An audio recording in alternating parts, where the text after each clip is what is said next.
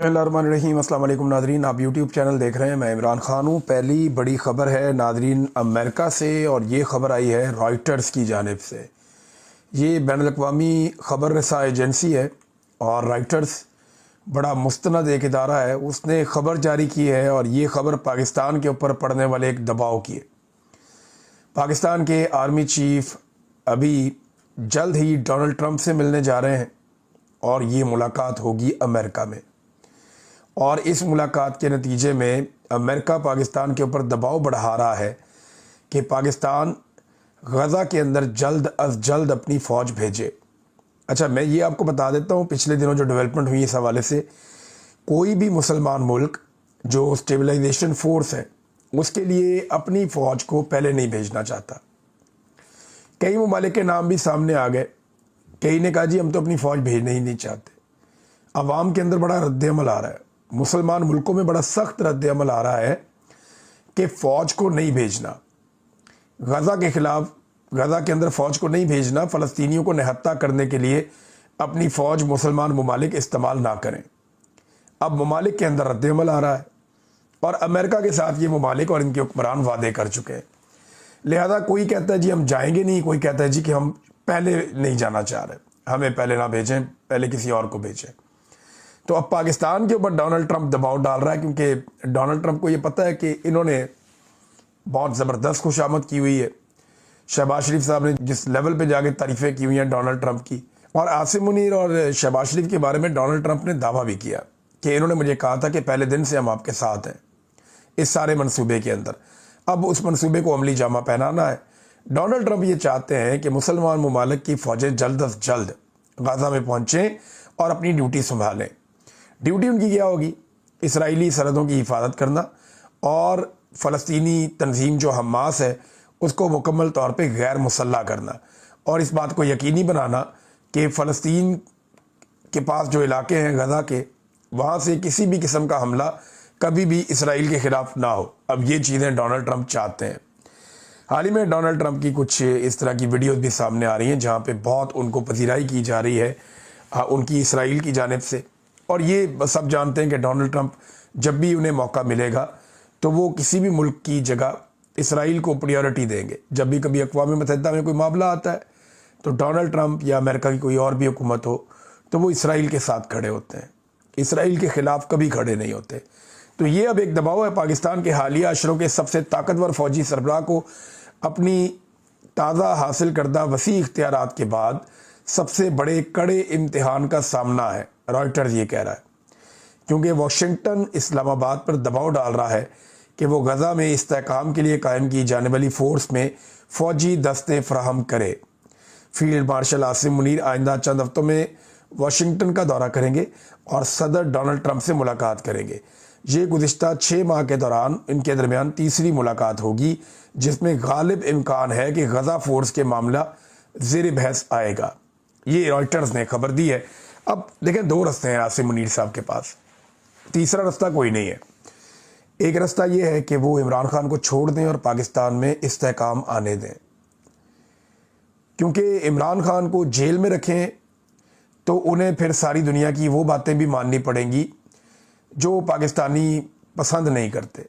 मिसाल के तौर पे जो अमेरिका चाह रहा है कि आसिम मुनीर साहब फ़ौज भेजें गज़ा में और हमास को गैर मुसल्लह करें और इसराइल की हिफाजत के लिए वहाँ दस्ते मौजूद रहें मुसलमान ममालिक के, तो ये अमेरिकन ख्वाहिश है। ये पूरी नहीं करनी पड़ेगी अगर पाकिस्तान के अंदर बहुत दबाव ना हो तो, लेकिन पाकिस्तान के अंदर बहुत शदीद दबाव है। तो अब 2 रास्ते हैं उनके पास, या तो वो इमरान खान की बात माने या वो डोनाल्ड ट्रंप की बात माने। तो मेरे ख्याल में आसिम मुनीर साहब इमरान खान की बात नहीं मानेंगे। इमरान खान साहब इस लेवल पे चले गए हैं कि वो ये समझते हैं कि पाकिस्तान की मिलिट्री एस्टेब्लिशमेंट को उनके आइनी किरदार में वापस भेजे बगैर पाकिस्तान आगे नहीं बढ़ सकता, और पाकिस्तान की एस्टेब्लिशमेंट के सारे मफादात उनके आइनी इख्तियारात से बाहर रहने में है। यानी जब तक वो आइन से बाहर रहेंगे तब तक उनके फ़ायदे हैं, कारोबार करेंगे, चीज़ें चलाएंगे, चीज़ों को कंट्रोल करेंगे, सियासत में और हुकूमत में मुदाखलत करेंगे, बड़े बड़े फ़ैसले खुद करेंगे, तो इससे वो बहुत ताकतवर रहेंगे। लेकिन अगर वो आइन के अंदर चले जाते हैं तो फिर तो उनके पल्ले कुछ नहीं रहेगा। लिहाजा इमरान खान साहब की बजाय मेरे ख्याल में आसिम मुनीर साहब डोनाल्ड ट्रंप की बात मानना पसंद करेंगे और वो डोनाल्ड ट्रंप की तरफ उनका पलड़ा झुकेगा। नाज़रीन, एक और दावा किया गया, ये दावा फवाद चौधरी साहब ने किया, कुछ और लोग भी कर रहे हैं। एक आधी खबर भी आई हुई है कि अडियाला जेल में नहीं, कोट लखपत जेल जो लाहौर वाली है, वहाँ पे जो कैदी मौजूद हैं, एजाज चौधरी साहब हैं, वहाँ पे यास्मीन राशिद साहिबा हैं, वहाँ पे उमर सरफराज चीमा साहब हैं, शाह महमूद कुरैशी साहब हैं, सनम जावेद, फलक जावेद, दीगर और भी बहुत सारे कैदी हैं। अब ये कोशिश ये की जा रही है कि कोई मुज़ाकरात शुरू किए जाए, इस किस्म की खबरें आ रही हैं। मेरे पास कोई पक्की इतला नहीं है, लेकिन इस किस्म की खबरें फैलाई जा रही हैं कि जनाब कोई मुज़ाकरात शुरू किए जाए, कोई रास्ता निकाला जाए, कोई मफाहमत की जाए। अब इसमें फवाद चौधरी साहब ये कहते हैं कि बासर ओवरसीज़ पाकिस्तानी मफाहमती कोशिश में शामिल हो गए हैं, हुकूमत से रब्ते कर रहे हैं ताकि बामानी मुज़ाकरात के इम्कानात का जायज़ा लिया जा सके। कोशिश कामयाब हुई तो ओवरसीज़ पाकिस्तानियों का ये ग्रुप, ये जो शामिल हो गए, कोई 8 लोगों का ग्रुप है, ये पाकिस्तान के अंदर $1 अरब तक की सरमायाकारी करने के लिए तैयार है। ये बात फवाद चौधरी साहब ने की है। $1 अरब बहुत बड़े पैसे होते हैं और सरमायाकारी के तौर पे अगर इतना बड़ा पैसा आ जाए, हम तो कर्जा ले लें $1 अरब का तो हमारे पाँव ज़मीन पे नहीं लगते, बड़े चौड़े हो जाते हैं। लेकिन अगर $1 अरब की सरमायाकारी आ जाए तो ये बड़ी बात है। और देखें, जब सरमायाकारी आती है फिर एतमाद आता है, फिर मकामी लोग भी सरमाया निकालेंगे। और अगर पाकिस्तान में सियासी इस्तेहकाम आ जाए तो बहुत सारी सरमायाकारी पाकिस्तान में आ सकती है। बहरहाल ये खबरें हैं, लेकिन इनकी तस्दीक नहीं की जा सकती। हाँ, इन खबरों के खिलाफ कुछ और चीज़ें हैं हमारे पास। मिसाल के तौर पे अडियाला जेल के बाहर जो पुरअमन एहतजाज हुआ, वो इसीलिए होना कि इमरान खान साहब की बहनें इमरान खान साहब से मिलने के लिए गई थी। वो चाह रही थी कि मुलाकात हो जाए उनके भाई से। उनके पास अदालती अहकामात भी मौजूद थे, लेकिन उनकी मुलाकात करवाई नहीं गई। अब उनकी मुलाकात नहीं करवाई गई तो वो वहाँ पे बैठ के एहतजाज कर रही थी। पाकिस्तान तहरीक इंसाफ के कारकुन साबिक वज़ीर आज़म के हक़ में बैठ के उनके साथ एहतजाज कर रहे थे। अब ये निहत्ते लोग थे, पुरअमन एहतजाज कर रहे थे, लेकिन इसके बावजूद इनके ऊपर ताकत का इस्तेमाल किया गया। केमिकल मिला हुआ ठंडा पानी इनके ऊपर फेंका गया। एक सर्द रात में इन्हें तकलीफ़ दी गई, ख़वातीन गिरती हैं फिर उठती हैं, फिर नौजवानों के साथ जो किया गया। अल्लामा राजा नासिर अब्बास साहब वहाँ पे मौजूद थे, उनकी पगड़ी भी वाटर कैनन के इस्तेमाल से वो उड़ के दूर चली गई। तो काफ़ी लोगों ने वहाँ पे तकालीफ बर्दाश्त की। अब इसके ऊपर ना, एक तरफ तो हुकूमत और मुख्तलिफ लोग ये दावे कर रहे हैं कि शायद कोई मफाहमती मामला चल रहा है, ख़बरें ऐसी फैलाई जा रही है। दूसरी तरफ जो लोग पुरअमन एहतजाज कर रहे थे, पहले इनको टॉर्चर किया गया, फिर इन्हीं के ऊपर मुकदमा दर्ज कर दिया गया।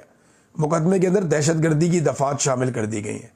इमरान खान साहब की बहन अलीमा खानम, नौरीन खानम, उज़मा खानम, तीनों के ऊपर FIR है दहशतगर्दी की। फिर उनके अलावा जो है आलिया हमजा साहिबा पे FIR है, नईम हैदर पंजूता साहब पे FIR है, दीगर बहुत सारे लोग हैं, सलमान अकरम राजा साहब पे FIR है। लगभग 400 बंदा शामिल किया इस FIR के अंदर। इतने सारे लोगों को एक FIR में डाल दिया।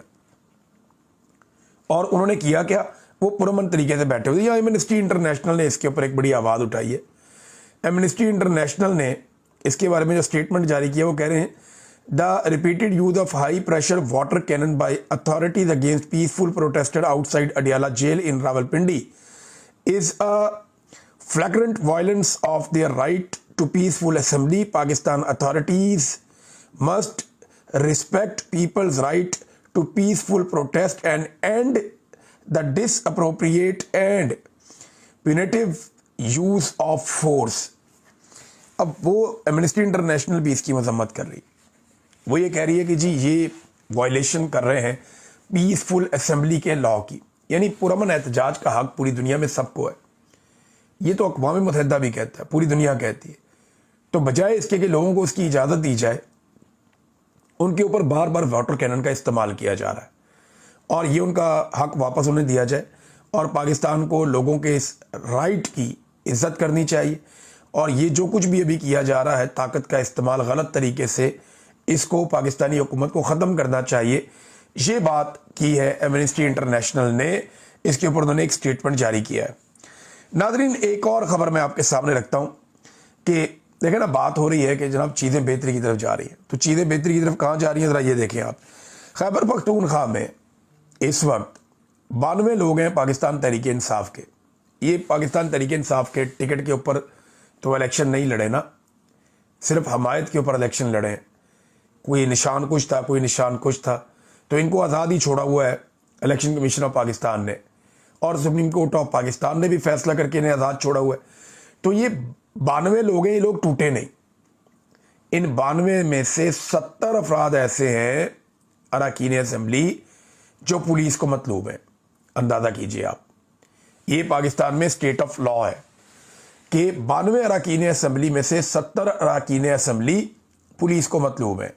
और ये सूबा कौन सा है? ये वो सूबा है जहाँ पे बदअमनी है, ये वो सूबा है जहाँ पे दहशतगर्दी है, ये वो सूबा है जो इस वक्त भी वफाक की पॉलिसियों का नतीजा भुगत रहा है, ये वो सूबा है जहाँ पे स्मगलिंग होती है, ये वो सूबा है जहाँ पे जुल्म और ज़्यादती की जा रही है।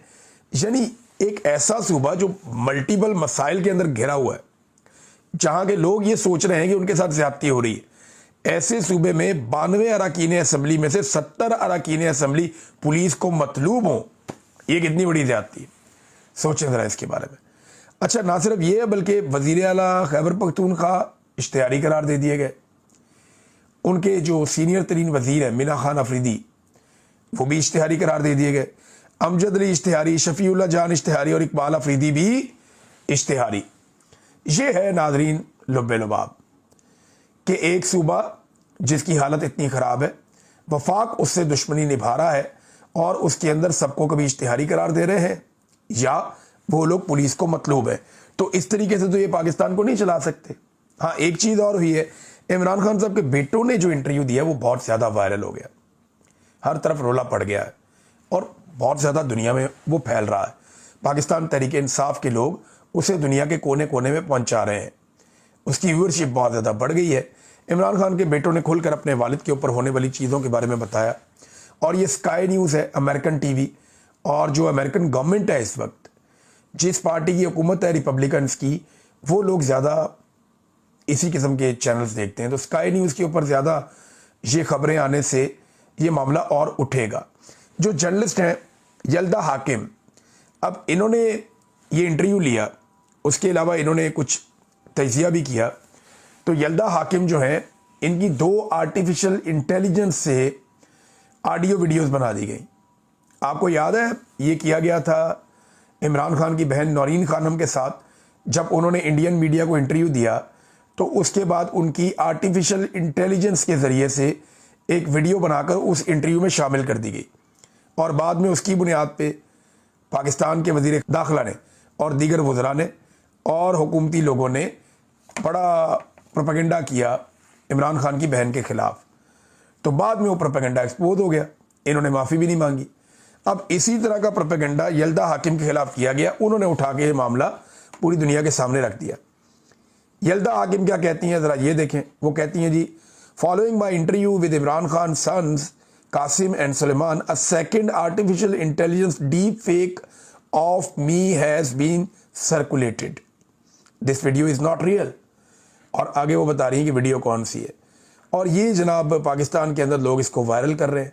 वो कहती हैं जी मेरा इस वीडियो से ताल्लुक़ ही नहीं, मैंने ये बात ही नहीं की, ये तो आर्टिफिशियल इंटेलिजेंस के ज़रिए से बनाई गई है। तो एक वीडियो उन्होंने पहले पकड़ी, एक वीडियो उन्होंने बाद में पकड़ी, और ये ज़्यादातर PMLN के हमायती अकाउंट या उनके अपने को टाउट्स हैं, कुछ एस्टेब्लिशमेंट के टाउट्स हैं, वो लोग इसे वायरल कर रहे हैं, लेकिन उन्होंने इसको रिपोर्ट कर दिया है। अच्छा नाज़रीन, एक मुशर्रफ जैदी साहब हैं, ये जर्नलिस्ट, फिर बहुत बड़े जमहूरे कि जनाब मैं बड़ा जमहूरी हूँ, इंसानी हकूक़ का मैं अलमबरदार हूँ, मैं आज़ादी इज़हार राय के हक़ में हूँ, मैं रूल ऑफ लॉ के लिए आवाज़ उठा। सारी ज़िंदगी इस आदमी ने ऐसे गुजारी, ऐसे और बहुत सारे हैं। आप देख लेना, अंसार अब्बासी साहब हैं, बातें वो ऐसे करते हैं लेकिन अजीबोगरीब काम कर देते हैं, अजीबोगरीब ख्वाहिशात का इजहार कर देते हैं। ये सुहेल बड़ाई साहब हैं, सारी ज़िंदगी उन्होंने कुछ का कुछ किया और ज़िंदगी के इस लम्हे में आकर वो इमरान खान साहब को वो ये कायल करने की कोशिश करते हैं कि आप डील कर लें। यानी मुझे हैरत होती है कि वो लोग जो नवाज शरीफ को कहते थे कि डट के खड़े हो जाएं आप, वो इमरान खान को कहते हैं कि आप डील क्यों नहीं कर रहे। यानी इमरान खान से उनका प्रॉब्लम यह है कि इमरान खान डील क्यों नहीं करता, खान साहब आप डील करें, आप निकलें बीच में से, यानी इतने ये इमरान खान के खैर ख्वाह हैं। तो पाकिस्तान को आगे नहीं निकालना इस मामले में से। वो आदमी डट के खड़ा, उसका शुक्रिया अदा करने की बजाय उसे कहते हैं आप डट के क्यों खड़े हुए हैं। तो मुशर्रफ जैदी साहब ने इंटरव्यू दिया जल्दा हाकिम को, उन्होंने सवालात पूछे। अब ये सारी ज़िंदगी बहरूपिया बन के गुजारी है ये साहब ने भी, लेकिन ये बड़ा ज़बरदस्त दौर आया। इसमें बहुत सारे जो मुनाफिकीन है ना, उनके ऊपर से पर्दे उतर गए हैं। अब ये जमहूरियत पसंद थे, इंसानियत पसंद थे, रूल ऑफ लॉ में बिलीव करते थे, इमरान खान की आज़ादी के लिए ट्वीट्स करते थे, लेकिन अब ये हुकूमत का हिस्सा बन गए, लिहाजा इमरान खान की आज़ादी के लिए बात नहीं कर सकते, क्योंकि शहबाज शरीफ ने इनको नौकरी दे दी है, और जब नौकरी मिल गई है तो नौकर की थे नखरा की। यानी इन्होंने इस इंटरव्यू में ऐसे ऐसे झूठ बोले हैं कि खुदा की पनाह। यानी इमरान खान साहब के इलाज के हवाले से झूठ पे झूठ, झूठ पे झूठ। उन्होंने कहा जी इमरान खान साहब की बहनें जो हैं उनको आप मुलाकात नहीं करने देते, वहाँ पे भी झूठ पे झूठ।